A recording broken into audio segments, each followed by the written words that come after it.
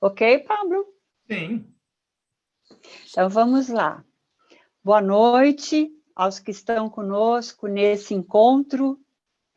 E conforme disse Oswald de Andrade, é no encontro que nossa vida faz sentido. Atualmente online, e temos vivido na atual conjuntura muitos desencontros. Aqui eu quero registrar nossa solidariedade às famílias brasileiras que sofreram perda dos seus entes queridos devido a uma gestão criminosa da pandemia.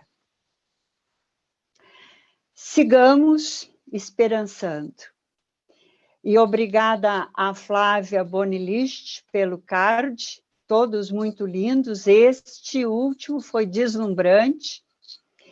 E ao Pablo de Oliveira Corrêa pelo suporte técnico e também intelectual. O encontro de hoje é sobre artes visuais no contexto da arte contemporânea. Temos como nossa convidada Letícia Renard, franco-brasileira, residente em Paris, guia cultural, que vai nos apresentar a exposição Divas, que está no Instituto do Mundo Árabe em Paris, iniciou em maio e vai agora até setembro. É preciso ressaltar que hoje é uma data muito importante na França. É verdade. Data nacional. E que os lemas da Revolução Francesa nos inspirem: liberdade, igualdade e fraternidade. Então, Letícia, seja bem-vinda. Obrigada. Conta para nós o que se constitui a exibição Divas. Então, para começar, eu vou falar, Divas está no Instituto do Mundo Árabe, como você falou. O Instituto do Mundo Árabe é um lugar que está no centro de Paris mesmo, é muito fácil de ter acesso, que é um lugar onde tem uma biblioteca, onde tem várias peças de museu, né? Peças super importantes do... Sim? Alguém falando? Não, eu ia pedir para que desligassem os microfones, que a gente está ouvindo alguém falando. Pode ser que seja meu pai, viu? Tá bom. Eu acho que a voz era parecida. Só pode. Mas, enfim, então o Instituto do Mundo Árabe, bom, para relembrar um pouco, fazer e dar o contexto, o Brasil, a França, colonizou vários países da África, vários territórios na África e no Oriente Médio. A Europa em si tem muito contato com o Oriente Médio e o Maghreb, que no caso a gente considera o mundo árabe, o norte da África, mais o Oriente Médio. E esse Instituto do Mundo Árabe é um lugar onde a cultura árabe é ressaltada em Paris, então tem exposições, tem biblioteca, tem vários objetos, tem café, enfim, é um lugar super legal que até recomendo quando as fronteiras reabrirem, não sei quando, de novo, para vocês brasileiros, por sinal, que eu recomendo muito. E no caso está tendo agora essa exposição que teve que parar, que era para ser um pouquinho mais cedo, mas teve que parar por causa do Covid, que é uma exposição que se chama Divas. Então, vamos dividir a tela. Pablo, eu faço de novo... Como é que eu faço? Eu não tô Tu faz de novo o que tu fez antes. Tá. Beleza. Partage l'écran. Então, bom, duas coisas que eu preciso falar antes de fazer essa apresentação. Primeira, tenha um pouco de pena de mim, porque são 1h da manhã aqui em Paris, como vocês podem ver, está totalmente escuro, então pode ser que algumas coisas, tipo, de vez em quando, seja um pouco lenta. E outra, nessa apresentação que eu vou fazer para você, vou botar em tela grande para a gente ver bem e tal, as imagens e tudo, mas eu vou ter que reduzir quando porque eu tenho vídeos para mostrar para vocês, e infelizmente eu sou obrigada a reduzir para mostrar os vídeos. Então, vamos lá. Divas Kulthum a Dalida. Kulthum é uma grande diva do mundo árabe, uma cantora egípcia, e a Dalida também é uma grande cantora que fez super sucesso também aqui na França e na Europa. E então elas marcam um tempo para essa exposição, mas a gente vai falar delas bastante. Vamos lá. Então, primeiro, as pioneiras desse movimento. Letícia, Fala. uma pergunta: de que período são estas divas? De As que divas, época? a gente vai começar um pouquinho antes para poder entender como é que elas entram, como é que o movimento diva Oriente Médio é criado, mas essa diva Kulthum, ela vai nascer em 1891, mas vai atuar nos anos 40, 50, 60, ela vai atuar bastante. E a Dalida, ela vai morrer em 87. Então, e ela vai atuar até 87. Ela tem até uma canção que se chama Mourir sur scène, morrer na cena. E realmente ela quase morreu em cima de um palco, sabe? Então, ok, obrigada. Então, essa exposição ela vai fazer homenagem às mulheres poderosas que revolucionaram o meio artístico e se impondo no meio patriarcal, que era o mundo inteiro nessa época, né? Lógico, não é só o mundo árabe. O que eu achei muito interessante é que hoje, se a gente pensar rápido numa mulher árabe, a gente pensa, pelo menos na França, a gente pensa nas restrições, no hijab, que é o véu que elas usam, os países árabes que não são países super conhecidos por ser super abertos ou permitindo revoluções para as mulheres. E, portanto, essa exposição vai quebrar essa ideia que a gente pode ter das mulheres árabes.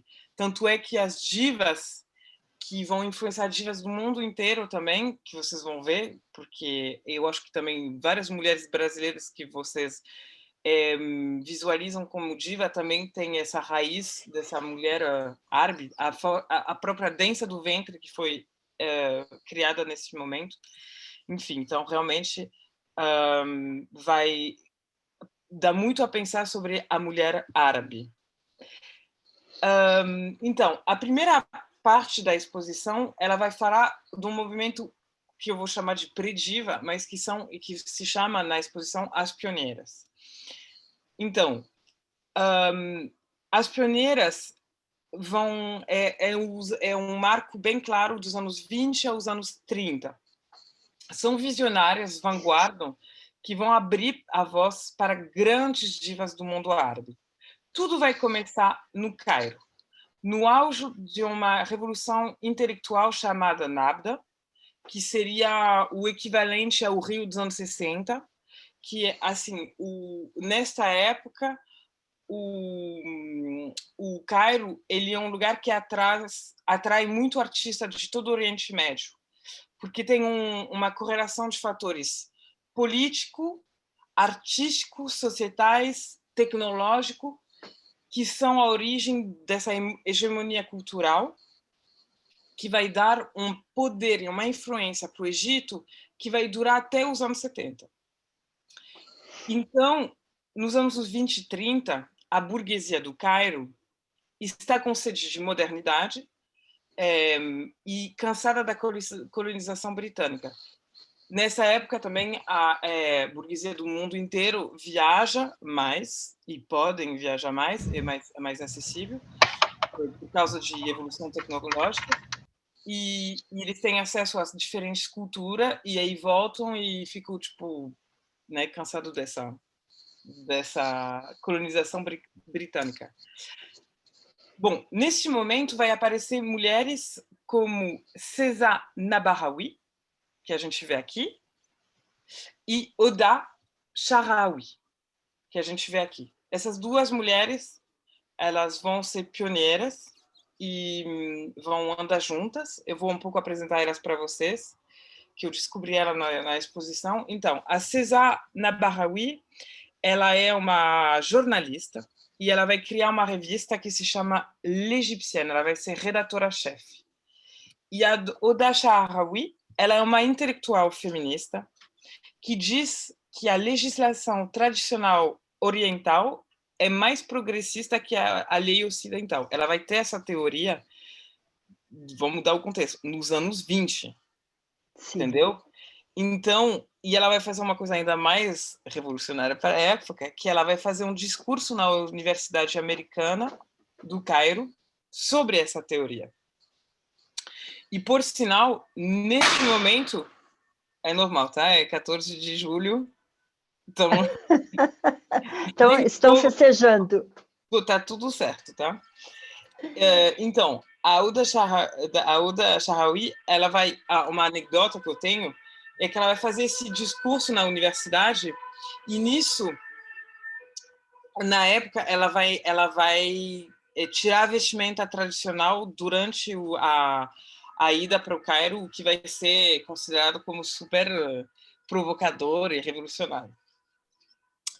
Então, essas duas elas vão trabalhar nessa revista que a gente pode ver agora, que se chama L'Égyptienne, que é uma revista, como dá para ver na cobertura, feminista, sobre sociologia e arte. E ela é desenvolvida em salão. Salão, no caso da casa. A pessoa recebe na sua casa e a gente, na França, a gente fala que c'est les salons, que é a mesma ideia do salão dos anos luzes, que prepararam a Revolução Francesa com Voltaire, etc. e tal. Lembrando que esse salão francês era mulheres que recebiam na casa delas. Então, é um pouquinho a mesma ideia. Elas vão se inspirar um pouco disso para fazer a revista L'Égyptienne ou a todas as revoluções feministas que vai ter no Egito nesse momento. Então, vai ser na casa desta mulher que vai fazer esta revista, e essa revista ela vai ser desenvolvida com intelectuais, artistas, jornalistas, políticos, enfim, com várias pessoas que também vão ser homens, elas vão fazer participar homem, não vai ser só mulher, vai ser homens vão participar. E para a época, uma mulher dirigir uma revista com a participação de homem é totalmente... bom, até hoje eu acho que pode ser considerado como louco, mas imaginam para a época, nos anos 20, 30, ter esse tipo de... É muita vanguarda. É muito vanguarda. Por sinal, essa é o número 32 da revista. A revista é mensual e essa é de 1927. Então, vamos lá.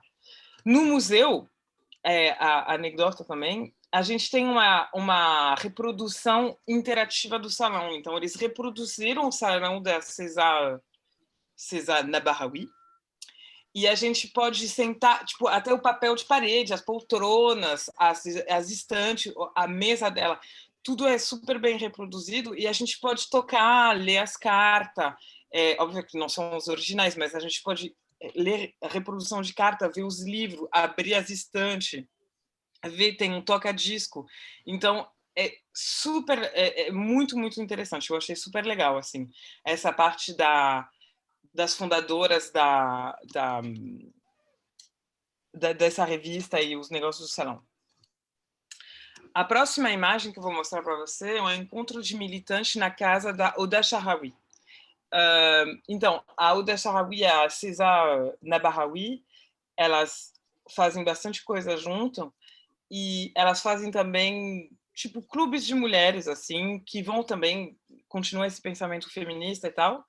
E essa foto eu gosto bastante porque a gente pode ver uma coisa super importante, que a vestimenta das mulheres, primeiro, que não é nada tradicional, é totalmente uma vestimento à la mode anos 20, e sem véu, sem nenhuma... Porque na época, até na França era comum, as mulheres usavam um véu que não cobria, eu não estou falando do véu que é usado hoje, que é o hijab, que cobre aqui e pega, não dá para ver o cabelo. Eu estou falando de um véuzinho mais tipo, mais um quadradinho de seda, assim, que dá para ver o cabelo. Mas mesmo assim elas não usavam, elas estão vestindo totalmente de uma forma europeia, digamos, e isso é totalmente vanguarda. Nessas mulheres, vão ter mulheres que vão... Bom, elas vão refletir sobre a condição feminina, a colonização britânica, o fato de querer mais independência em todos os sentidos. E isso vai trazer... A reflexão que isso vai trazer é o seguinte: como divulgar as suas ideias? E muitas vezes a resposta a isso na história é pela mídia. Na época, a mídia é o cinema, que está se desenvolvendo. Estou lembrando que estamos nos anos 20, 30, 40 agora. E por isso que eu escolhi essa mulher. Mas para dar o contexto. Na época, nesses anos 20, 30, 40, nessas décadas, o Cairo, que é a capital do Egito, vai virar o quarto produtor de filme do mundo. Tanto é que vai ser apelidado Nillywood, como Hollywood, Bollywood, e isso vai durar até os anos 60, início dos anos 70, assim. Então, as mulheres, essas mulheres pioneiras, revolucionárias, isso que vai começar a criar, por isso que vai criar divas, elas vão realmente entrar no mundo do entretenimento. E eu escolhi, por exemplo, bom, na exposição mostra várias, com histórias mais loucas uma que outra, mas eu escolhi uma, que é essa, que é Aziza Amir, e a gente pode ver ela em 1949 no filme Nádia. Por que essa mulher é interessante? Porque essa mulher é atriz dos filmes, mas ela também vai montar os filmes, vai ficar atrás das câmeras e vai, no final das contas, produzir. Ela vai montar uma sociedade de produção. Imaginem só quantas sociedades de produção de cinema vocês conhecem dirigido por mulher hoje? É No muito Brasil, inovador isto. É muito inovador. Eu conheço uma sociedade nos Estados Unidos que é dirigido por mulheres, entendeu? No resto eu não vejo, não tenho exemplo para dar.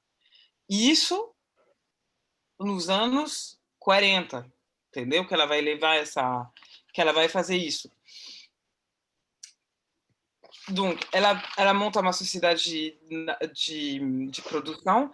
Então, as mulheres egípcias, nessa época de auge, assim, elas vão ter um papel muito importante no que a gente chama de, eu espero que a palavra seja clara, show business, que elas vão ser, por exemplo, donas de bar com representação, que é tipo casa noturna com, pode ser, bom, né? Hoje a gente pensa em jazz ou outras coisas, mas elas vão ser donas desses lugares onde vai se encontrar artistas, políticos, homens de negócios, etc. Ou seja, elas vão ser mulheres super influenciadoras. Elas vão ter um poder muito importante. Então, essas são as pioneiras que vão criar, enfim, se eu conseguir, um movimento diva.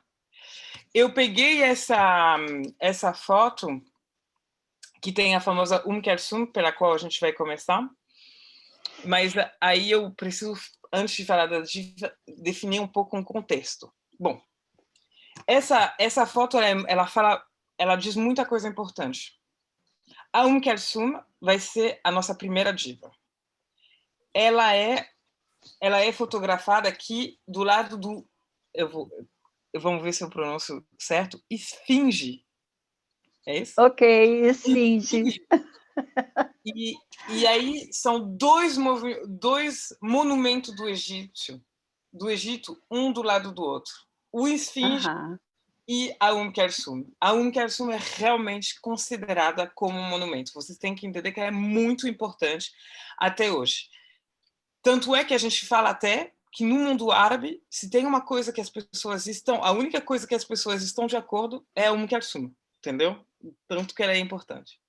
Mas, sem brincadeira, ela é considerada tão influente e importante quanto ao Nasser.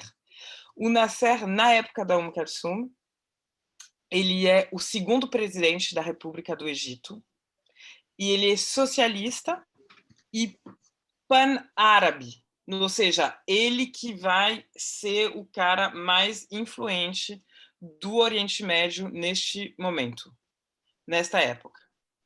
E tanto é que a política dele, ele é um cara tão influente, ele é um dos homens mais influentes do século XX, em todos reunidos, até do mundo, assim. Tanto é que a política dele é tão famosa que é chamado nasserismo, que é essa junta de socialismo com essa junta pan-árabe, assim, Panamérica, pan-árabe. Ele vai ser um super grande modernizador do país, tanto como no ponto da modernização de infraestruturas, da administração, etc, etc e tal. Ele luta contra a influência britânica e uma das coisas muito importantes que ele vai fazer é que ele vai nacionalizar o canal de Suez, que é o canal pelo qual até hoje a gente é obrigado a passar muitas mercadorias que vêm da Ásia para entrar na Europa, passa por esse canal, entendeu? Então, nacionalizar esse ponto é, tipo, primordial. E é no Egito. Então, ele nacionalizou, o que deixou louco toda a Europa, né? Obviamente. E vai levar isso à perda dele, infelizmente. Mas esse mostra o quanto ele luta contra a influência britânica. E é a razão pela qual a Europa e os Estados Unidos odeiam a Nasser, é simples também. É que durante a Guerra Fria, ele decide ser neutro. Ou seja, ele não vai se posicionar contra os comunistas. E ele é socialista, então imagina como as pessoas podem fazer até hoje. É socialista, não é contra o Stalin, então é um bolchevique. Pronto, acabou, entendeu? Então é assim que ele é considerado, por isso que a Europa vai fazer vai ir muito contra ele, enfim. Então o Nasser, ele é muito importante, ele vai... E essa cantora vai ser tão importante quanto ele e vai ter, de uma certa forma, uma influência no mundo árabe importante também, assim. Continuamos. Essa é uma foto da Kulthum jovem. A Kulthum, ela vai nascer, como eu disse, em 1898 e ela vai morrer em 1975, aos 77 anos. É muito bonito, porque eles mostram na exposição imagem do velório dela, e realmente a população fica muito emocionada, porque ela realmente fez uma parte... Ela estava realmente no coração de todo mundo árabe, assim, e principalmente do Cairo, né? Obviamente que essa mulher, ela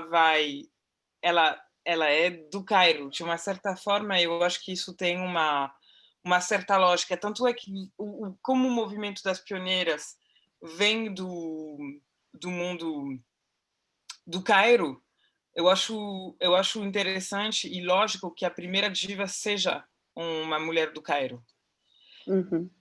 E ela vai fazer uma coisa que é bastante revolucionária para a época, que ela vai misturar sons orientais e ocidentais. E para a época é bastante revolucionário. Então, vamos lá. Eu vou ter que sair daqui para poder mostrar um pouco. Eu vou passar... Os vídeos são muito longos, então eu vou mostrar para vocês um pouco, só para ter o contexto. Mas, enfim, só para ver, assim, vocês já dá para ver, mas vocês veem que tem um orquestra cheio de homem atrás, e ela vai dirigir esse orquestra e cantando. E orquestra com instrumento também ocidental. Aí tem uma introdução bastante longa, eu vou botar um pouco dela cantando, e aí a gente já passa para...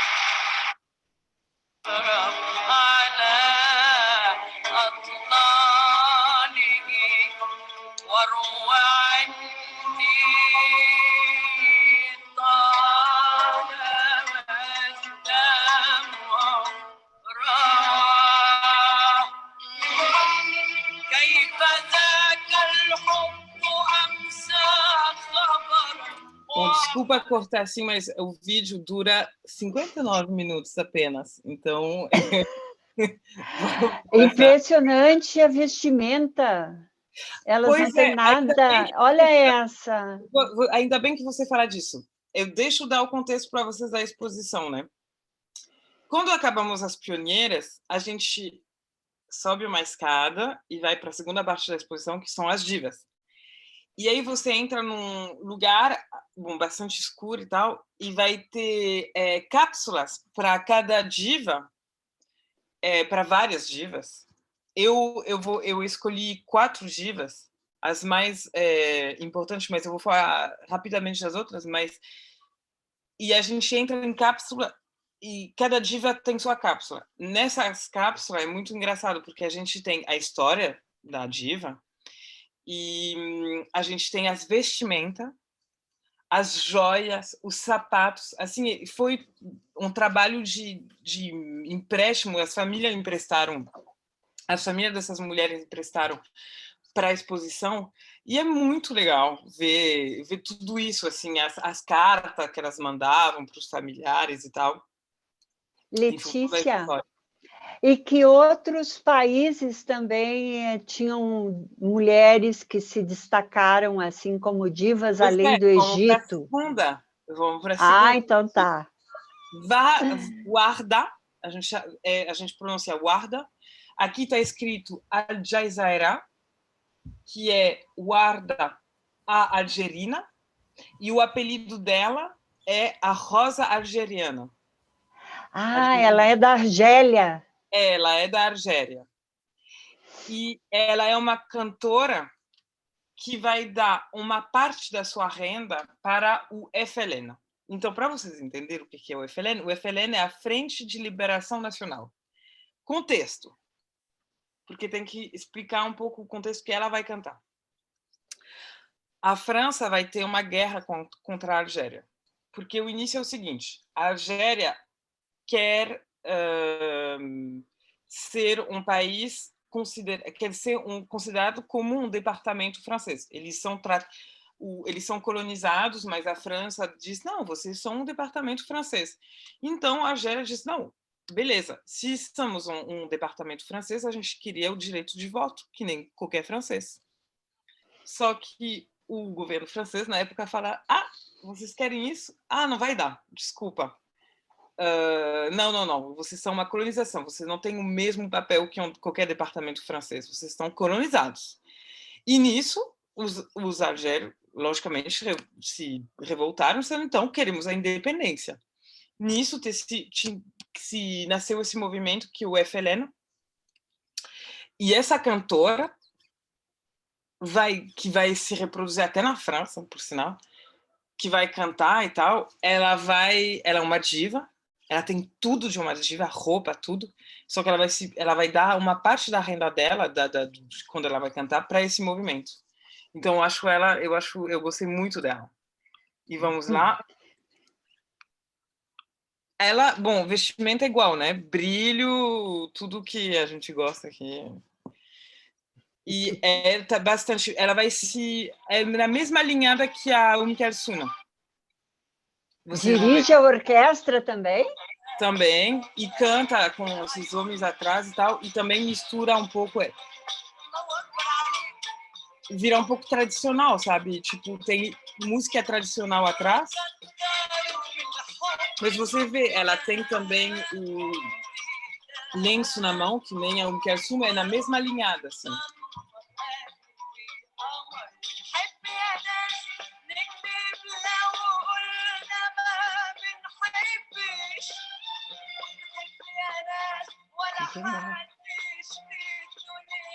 Vocês veem que já ela é parecida. A terceira diva que eu vou pegar, eu gosto bastante também, todas eu gosto, não tem uma que eu prefiro, eu não consigo preferir uma, mas tudo bem, eu sempre fico entusiasmada quando eu vejo um. A Fayrouz. A Fayrouz, ela é libanesa. Ela é uma libanesa copte, ou seja, cristã libanesa. O Líbano, antes das guerras do Líbano, é considerado a Suíça do Oriente Médio. Ou seja, um país multicultural, multiculto, ou seja, ela é copte, mas tem judeu, tem muçulmanos, tem cristã, católicos e tal. E ela é copte, cristã. E ela vai ser uma cantora super militante. Porque essas guerras que vão ter no Líbano são tão duras que muitos libaneses, e vocês sabem aqui no Brasil também, vão ser refugiados, né? Você falou refugiados, Dinda? Sim. Refugiados. Tanto é que tem uma comunidade enorme, tem mais libaneses em São Paulo do que em Beirute, que é a capital do Líbano. Tem libaneses no mundo inteiro. As pessoas vão fugir do país, de tão complicado que vai ser as guerras. Intelectuais, artistas e população mesmo, assim, tipo, quem puder fugir, foge. Ela não, ela ficou no Líbano e ficou até hoje, entendeu? Ela nasceu em 1934 e ela é uma cantora muito militante, muito patriota do Líbano. Ela canta música sobre o Líbano, o que é uma coisa que é por isso que ela é muito amada e muito, muito respeitada lá. E ela vai ser a primeira cantora a falar sobre a Palestina, o que é uma coisa... Ainda mais que ela é cristã, então ela é também super revolucionária, diva e militante, ativista, que a gente falaria hoje. E vocês vão ver que aí o estilo já vai para os anos 70, a gente já tem o som é diferente, o jeito de cantar é diferente, a roupa é diferente, já tem uma evolução. E é mais curto, né? Vocês vão ver, 3 minutos.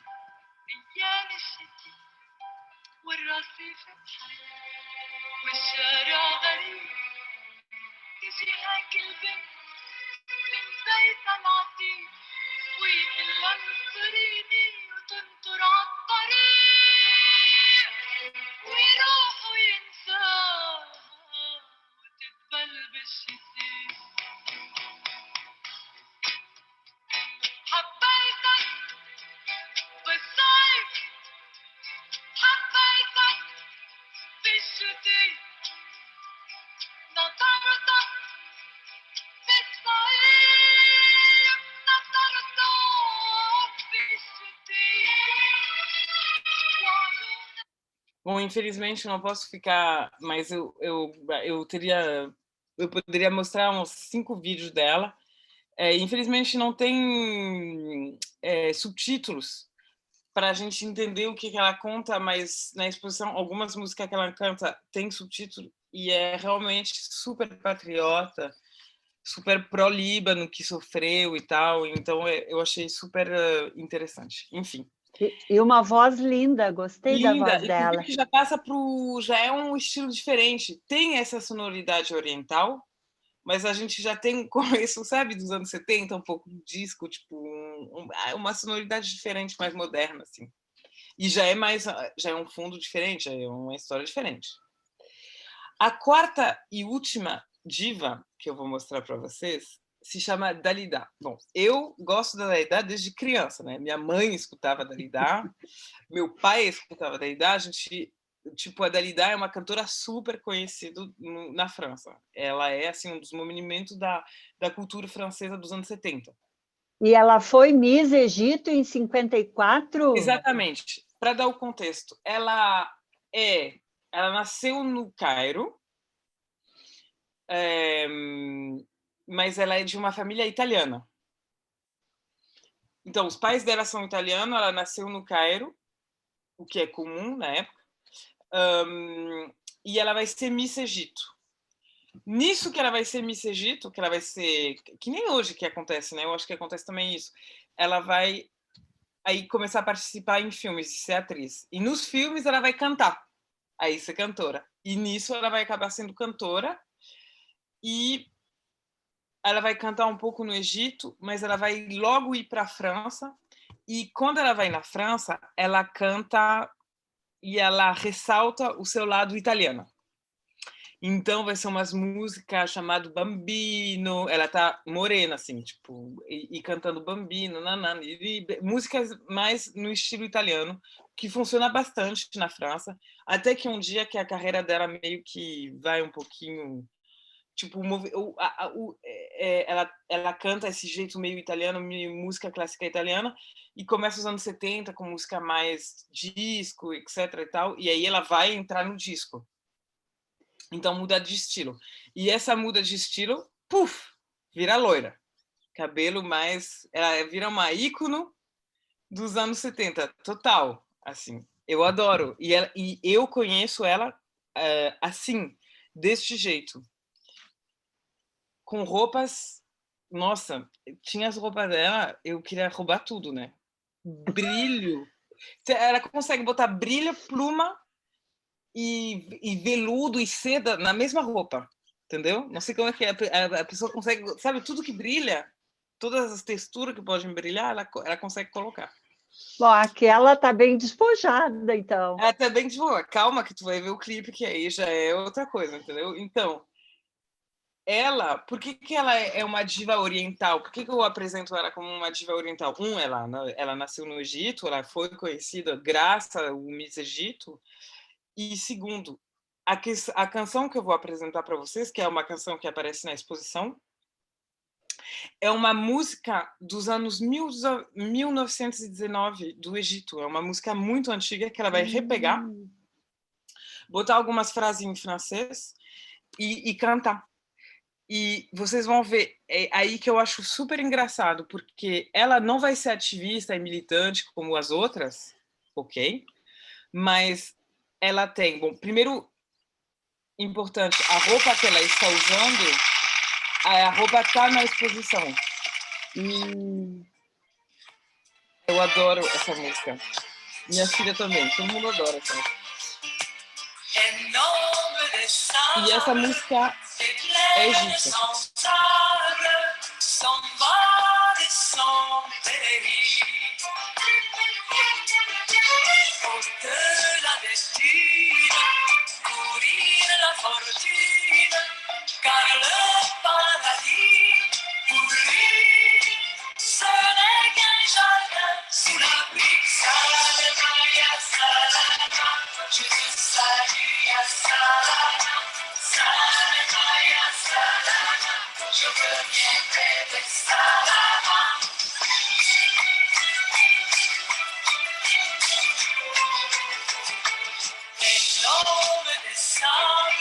Bom, esse aqui eu recomendo muito antes de uma festa, antes de um jantar, se preparando.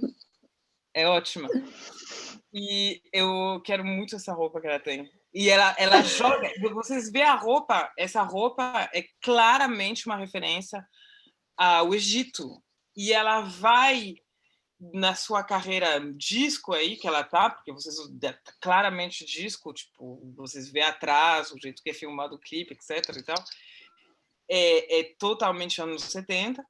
Nessa época ela vai voltar para o Cairo, ela vai também fazer show lá, enfim, ela vai manter o contato. E engraçado que ela não se apresentou assim no início, ela se apresentou como italiana, morena, nada a ver com esse lado. Bom, então essas são as divas que eu queria apresentar para vocês. Nisso, eu estou concluindo agora a nossa exposição. A terceira parte da exposição vai ser o que os artistas guardaram como imagem, a influência e tal. E eu não achei, tipo assim, é uma parte interessante. Eu não achei super interessante passar tempo sobre essa parte para nossa expertise, para nossa exposição, mas enfim, a terceira parte é a visão dos artistas de hoje, principalmente das mulheres, que são super reprimidas, por exemplo, no Cairo, que hoje, no Cairo, para dar o contexto para vocês, Ô, Letícia, fala. mas ela está fumando pernas de fora, Pois e é. esse ano é 55? Então, como eu estava falando, o Cairo é Nilhud, tá?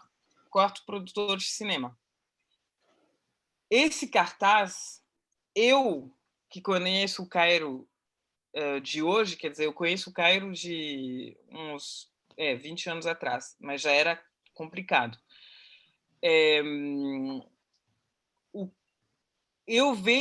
Quando eu vi esse cartaz, eu fiquei super chocada, porque eu não consigo visualizar o Cairo assim, com cartazes assim. O nome do filme eu tentei traduzir, é un verre à cigarette, uma taça, que é uma taça de álcool, claramente, e um cigarro. Coisas, e vocês tá vendo as pernas para fora, batom, nem um véu à vista. E isso era o Cairo dos anos 50. Ou seja, não é tipo o meu padrasto, ele conheceu que ele ia muito no Cairo, ele me conta esse Cairo, eu não consigo visualizar. Eu Tá, fui no então, Cairo nos anos 2003, 2004, e foi assim, eu não vi uma mulher sem um véu, então. então a gente pode dizer, posso te fazer uma pergunta? Claro, claro. A gente pode dizer que houve um retrocesso no processo de emancipação da mulher? Eu não gosto, eu não gosto da palavra retrocesso, porque a palavra retrocesso ela diz volta atrás. Na época das pioneiras não tinha o que tem hoje, não tinha a força da repressão que tem hoje para as mulheres. Então Hoje, o que se sofre hoje é uma coisa atual, não é coisa pior. uma volta ao passado. Não, é pior. É óbvio que eles dizem que a diferença entre tradicional e tradicionalista. Tradicionalista diz que usa falsas tradição para dizer vamos fazer uma volta, vamos fazer um retrocesso. Isso aqui não é um retrocesso.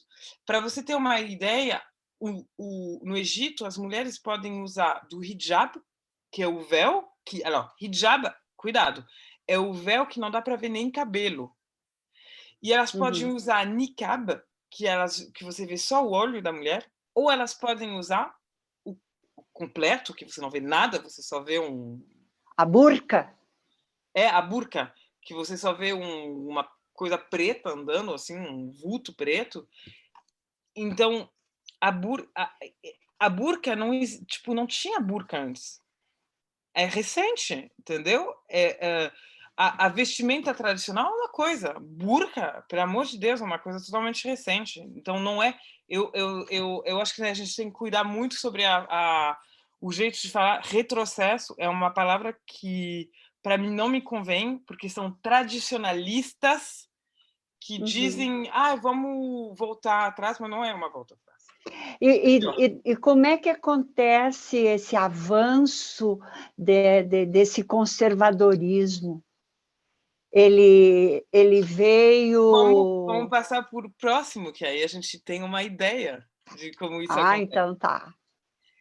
A minha última parte da minha apresentação, eu vou mostrar para vocês este homem, que é o famoso Nasser, que eu falei bastante para vocês antes. Vamos olhar o que ele diz. Contexto, ele está fazendo um discurso nos anos 50 a 60,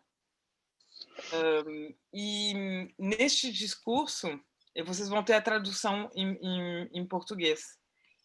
Ele vai falar da Irmandade Muçulmana, que é um movimento que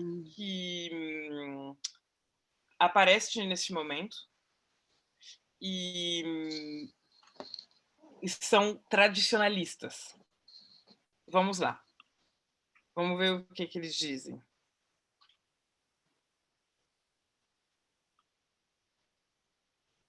في سنة 53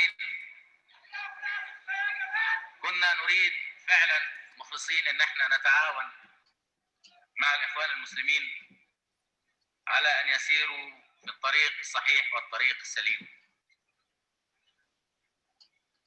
وقابلت المرشد العام للاخوان المسلمين وقعد وطلب مطالب. طلب ايه؟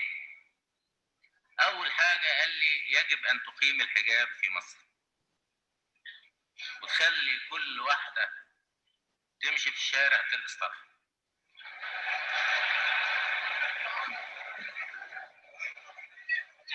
كل واحدة تمشي.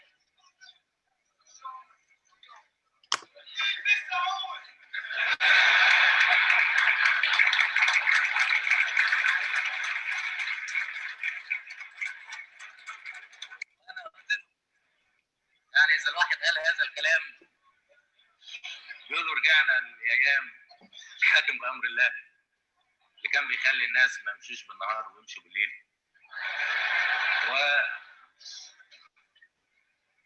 أنا في رأيي إن كل واحد في بيته هو اللي ينفذ هذا الكلام. فقال لي لا، أنت باعتبارك الحاكم مسؤول. قلت له يا أستاذ أنت ليك بنت في كلية الطب مش لابسة طرحة ولا حاجة، ما لبستهاش طرحة ليه؟ فكنت أنت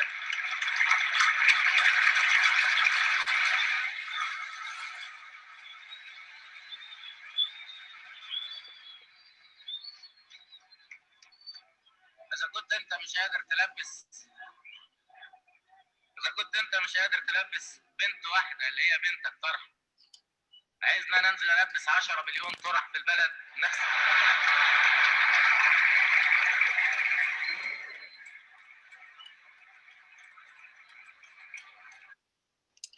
Então, agora eu vou poder responder, vou parar o partage de vídeo. Agora eu vou poder responder a sua pergunta depois desse vídeo. O Nasser, ele foi político até a morte dele, e quando acabou o Nasser, bom, o Nasser primeiro que foi começando a decair por causa do... Ele teve vários problemas com os europeus, né? E eu acho que, assim, em cada lugar, na história a gente consegue enxergar uma coisa que acontece várias vezes. Quando não tem Estado para fazer o papel do Estado, ou seja, saúde, educação, seguranças, simples fato de poder comer ou beber a sua sede, quando o Estado, a nação não faz isso, pode vir quem quiser atrás para fazer. E os irmãos muçulmanos, a Irmandade Muçulmana, a Irmandade Muçulmana, como os nazistas, como qualquer movimento ditatorial e tirano, eu boto aspas porque eu não posso botar todo mundo no mesmo pacote, mas é mais ou menos o mesmo procedimento, eles vão e começam simplesmente a dar comida, a dar bebida, a dar roupa. Aí quando você é uma pessoa que, por exemplo, eu me imagino, eu vou ter 2 crianças. Se um dia passar fome, a primeira pessoa que vem, que me traz comida, que me traz água, eu vou dever tudo para ela. E foi isso que aconteceu no Cairo. O Cairo começou a ter problemas econômicos, o Estado não fez mais o seu papel, e quem vem atrás vai ser rei, entendeu? Tem o papel... Então, como é que chegou ao ponto que está hoje, que as mulheres não podem, tipo assim, elas podem ser presas por causa de um Instagram, onde uma mulher vai mostrar peles mais, a mulher não pode sair na rua sozinha, muito menos sair fumar um cigarro em um bar, essas coisas, porque senão tipo, é prostituta, e então vai ser super maltratada.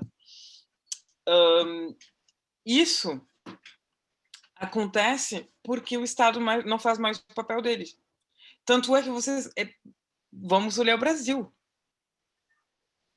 Se o Estado não faz o papel, muitas pessoas são deixadas na mão. Alguém, a primeira pessoa que vem, vai pegar o poder assim, fácil. A gente pode pensar aqui no avanço das igrejas evangélicas fundamentalistas. Eu não usei falar porque eu estou na França, mas eu penso nisso. Que avançam, não é, na periferia, e que teve um crescimento nas últimas décadas enorme. Agora, me preocupa o processo, como é que aconteceu, porque elas tinham essas garantias já dadas, né? Pois é, mas aí eu vou falar da Simone Veil, que é uma mulher francesa que foi ministra na França, e antes de ser ministra, ela fez a lei, ela participou da lei que autoriza o aborto na França, e sobre essa lei ela falou o seguinte, que é uma grande mulher, eu gosto muito dela, ela foi jovem presa, quando ela tinha 15 anos, ela acabou num campo de concentração, ela faz parte das raras pessoas a ter sobrevivido, então ela conheceu esse inferno da guerra, ela morreu há pouco tempo atrás, e a Simone Veil, quando ela faz essa lei autorizando o aborto na França, ela fala o seguinte, cada conquista, isso que a gente conquistou hoje, que é o direito ao nosso corpo de poder abortar, é uma pedra enorme a esse edifício da nossa liberdade, da nossa igualdade com os homens, enfim. Mas, por mais que seja uma pedra, não é garantido. Nunca vai ser garantido. A gente sempre vai ter que ficar atento, porque sempre vai ter alguém, daqui 1 ano, daqui 10 anos, daqui 20 anos, que vai começar a dizer, abortar? Será? Será que está certo? Tanto é que hoje a gente está conversando na França sobre a volta da pena de morte. A França, entendeu? A situação está tal que a gente está conversando. Então, por mais que tenha um avanço, a gente sempre tem que ficar atento. Nunca nada é garantido. Nada. Nada é irrevogável e nada é garantido. E pensar, quando se estabelece essas medidas, na garantia delas, né? Coisa que, em geral, os governos esquecem. Exatamente. E com a questão do aborto, eu acho interessante, porque quando teve pessoas que eram contra essa lei do aborto, que tem hoje, é bom ter pessoas lembrando. Vamos lembrar como é que era antes, quando a gente não tinha direito de abortar. Vamos lembrar quantas mulheres de todas as classes sociais morriam de uma forma abominável porque não tinha direito a um aborto medical simples, entendeu? Que hoje para nós é assim fácil de fazer. Vamos repensar isso. E realmente, é que nem eu digo, as garantias é a história, a gente esquece da história, entendeu? Por isso que ela se reproduz.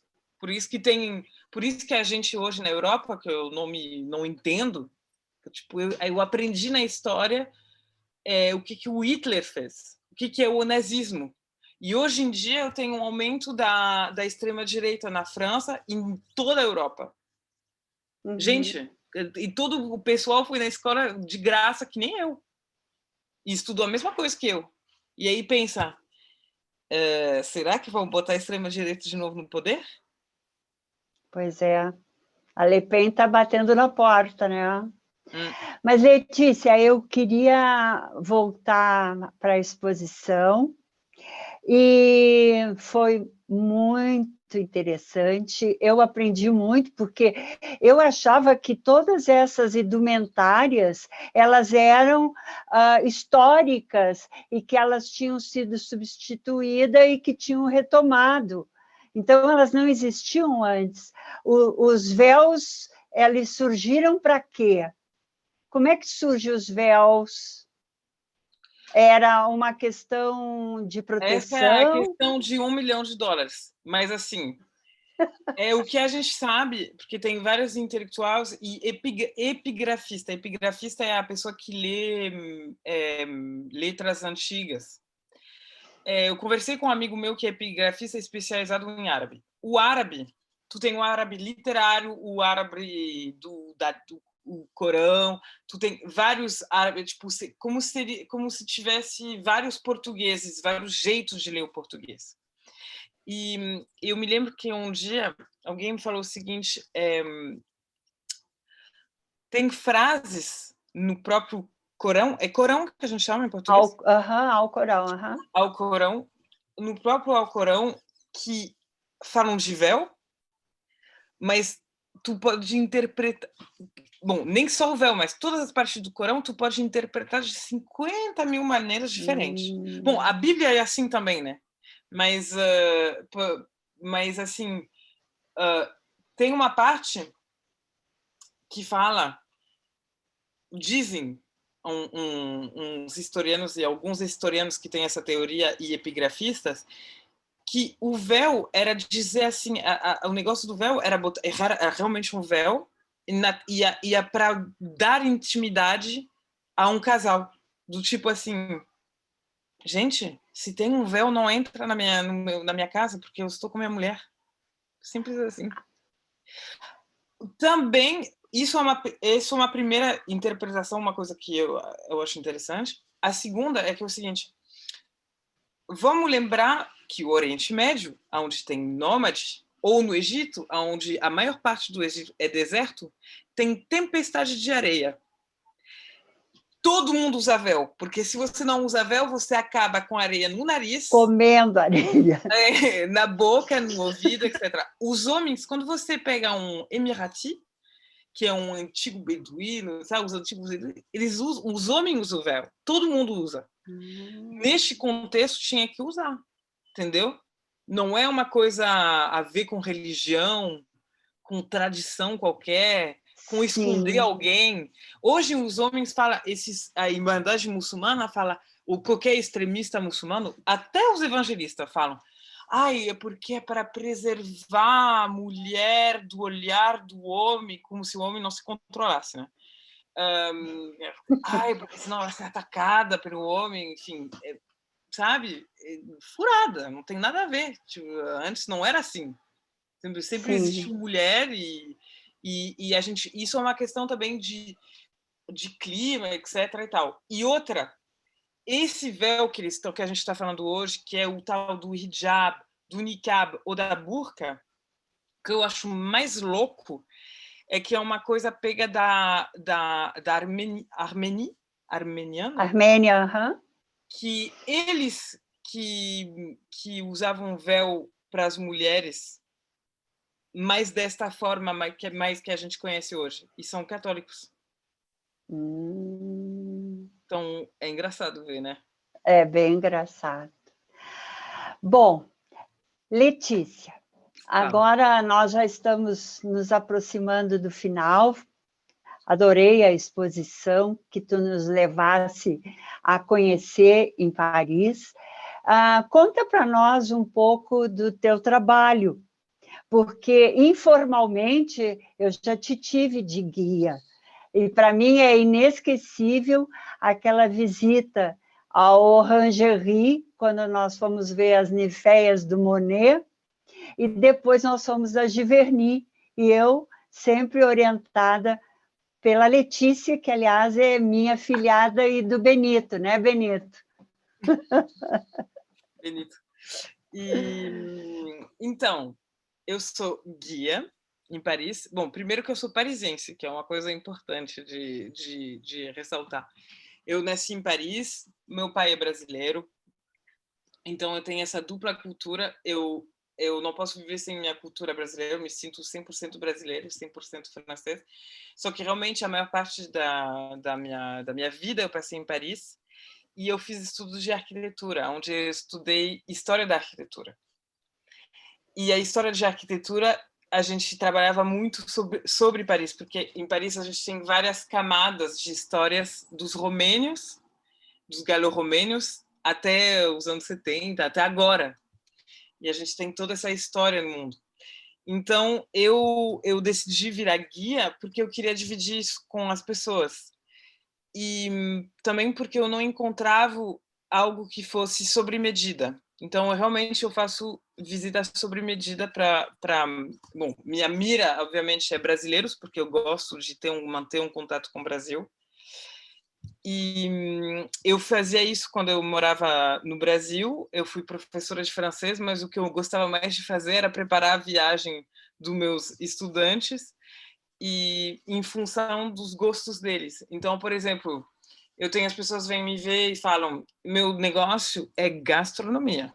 Eu quero comer, eu quero descobrir comida, eu quero descobrir onde se compra coisas para fazer comida, eu quero ver as melhores patisseries, enfim. Eu quero essa história. E eu vou fazer uma visita sobre gastronomia de Paris. Pode ser em vários dias, pode ser em um dia só. Enfim, eu faço visita realmente sobre medida, sobre o assunto que você quer desenvolver e conhecer. E a ideia Paris não é uma cidade fácil, assim, eu gosto muito dela, mas não é uma cidade muito turística, mas ao mesmo tempo ela não é muito aberta, tem muita coisa que a gente não vê.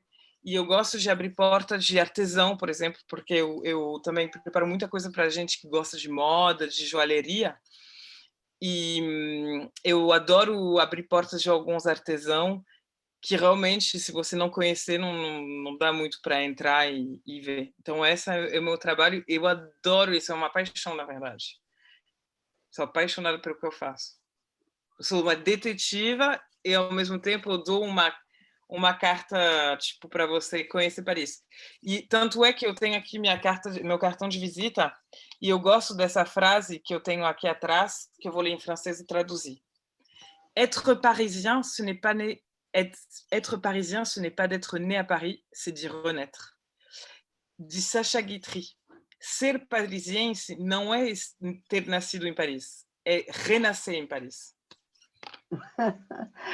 Ótimo, maravilha.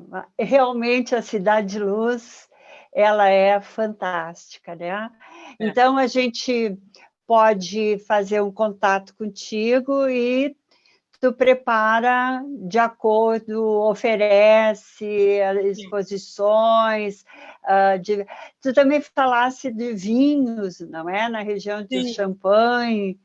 Sim, claro. Então, tem um leque bem grande de possibilidades para quem quer conhecer e viver. Aprender todas essas coisas boas da vida, que também parece de vez em quando complicadas de entender, queijo, vinho, essas coisas. Eu gosto muito de democratizar isso e fazer as pessoas entenderem. Não é tão complicado e que é bem interessante aprender e ver e descobrir.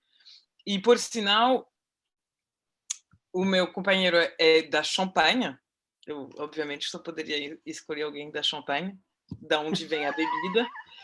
E então, minhas filhas são franco-brasileira champenoise, da Champagne. É engraçado isso.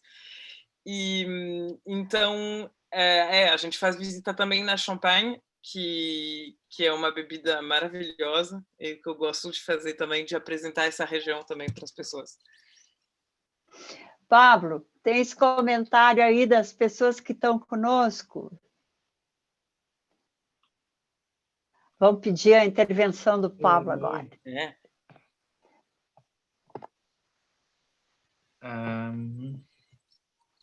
Vamos ver aqui.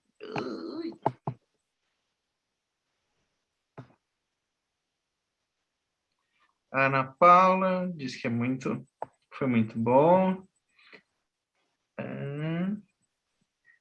Paula, assim, veja, Ana. A Graça diz que foi muito boa a tua exposição. Letícia, foi um prazer te ouvir. Que diz que além do teu conhecimento, está muito simpática. Obrigado, Graça.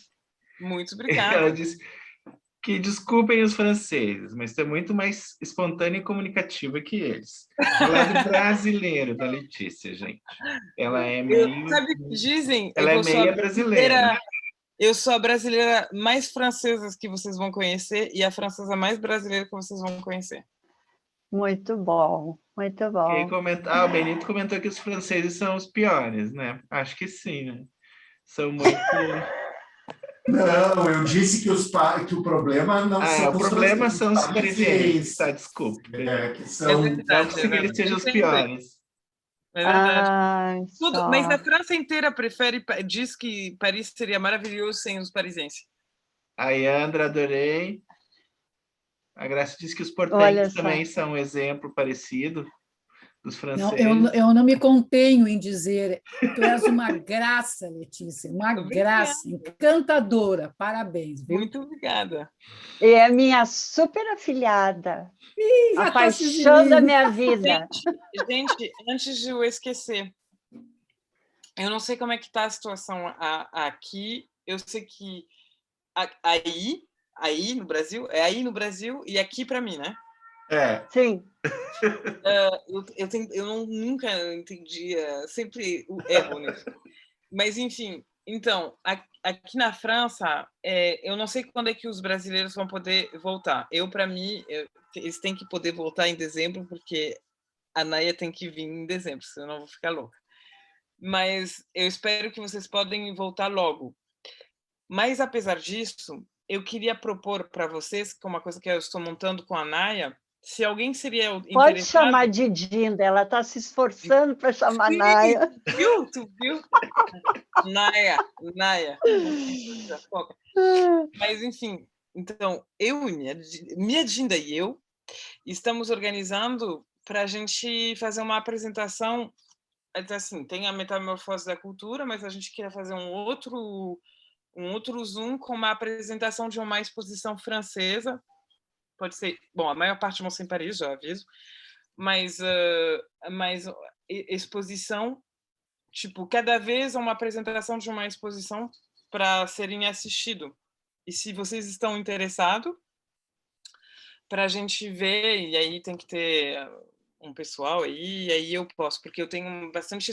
Eu vou ver várias por causa do meu trabalho, e eu fico com saudade dos brasileiros que eu não vejo. Eu vejo americanos, eu vejo ingleses, europeu, eu fico com saudade dos brasileiros. Então, se vocês quiserem, eu posso fazer uma apresentação, uma por mês, de uma exposição. Eu posso fazer propostas de exposição que tiver em Paris. E eu também viajo para ver outras exposições, porque eu sou louca por museu. Então, se vocês estão interessados, eu gostaria de começar um ciclo em outubro, novembro. Muito bom. Vamos, E ó, seria tá? tipo assim, Todo mundo gostando da proposta. Então, Letícia, essa live serviu para a gente matar um pouquinho da saudade, né? Porque nós, Pablo e eu, estamos com uma passagem desde maio de 2019 para ver os meus amores da França. Agora, não posso falar assim, porque eles despertam uma certa ciúme entre Letícia e Rafael, que é o irmão dela, que ele diz para ela que ele me conhece antes do que ela, então, que ela fique tranquila. Tá tal a situação que em maio, porque a Dinda vem sempre em maio na França. Em maio, eu ia ver minhas exposições e eu queria pegar o ingresso para a Naya e para o Pablo. De reflexo, assim, sabe? E aí eu pensava, como assim 3? Eu vou sozinha, não tem ninguém aí do Brasil que vai me acompanhar. Mas sabe, Naya, eu estava com muita expectativa de ir agora em outubro, Letícia. Porque eu tinha, enfim, na verdade eu ia ficar um mês em Rennes, numa universidade lá, mas não é longe, obviamente que ia ficar vendo vocês bastante. E a professora que me convidou lá já tinha me incluído no programa dela e tudo de ensino, e ela me mandou um aviso dizendo que as universidades francesas não estavam podendo receber ninguém do Brasil. Sim, o Brasil, para dar para vocês, lista vermelha. A gente tem uma visão terrível do Brasil. Bom, primeiro que assim, as pessoas aqui na França não podem nem vir pintado de ouro Bolsonaro, entendeu? E com a situação com a Amazônia, com a vacina, tudo isso está não tem mais o Trump, agora o nosso pavor é ele. É, o Bolsonaro. Então, e o país está, tipo assim, a gente está com muito medo, porque tem muito variante, então é complicado. Letícia, muito obrigada. Foi ótimo Muito prazer. essa nossa viagem pelo Instituto do Mundo Árabe com as divas e desvendou muitos véus para mim, porque eu achei que essa burca era uma coisa histórica. Estou vendo que ela é recente.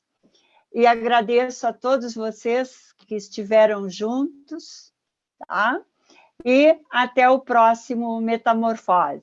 Muito obrigada. Beijos. Tchau. Beijo, Letícia. Tchau.